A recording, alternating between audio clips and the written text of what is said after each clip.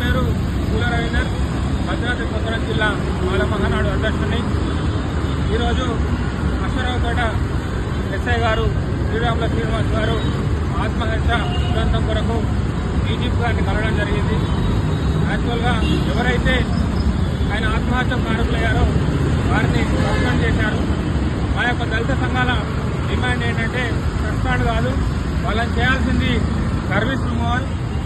అదేవిధంగా ఆయన సత్యమణి గారికి గ్రూప్ స్థాయి ఉద్యోగం ఇవ్వాలి, మరియు వారి కుటుంబానికి 5 కోట్ల ఎక్స్గ్రేషియా ఇచ్చి వారిని ఆదుకోవాలని చెప్పి డిమాండ్ చేస్తూ ఈ రోజున మన డీజీపీ గారికి మెమోరాండం ఇవ్వడం జరిగింది. ఆయన గారు సానుకూలంగా స్పందించి ఈ యొక్క విషయంపై సమగ్ర విచారణ జరిపి బాధ్యులపై కఠినమైన చర్యలు తీసుకోవాలని చెప్పి మాకు హామీ ఇవ్వడం జరిగింది. ఈ యొక్క హామీ ఇచ్చినందుకు డీజీపీ గారికి దళిత సంఘాల తరఫున కృతజ్ఞతలు తెలియజేస్తున్నాం. జై భీమ్, జై జై భీమ్.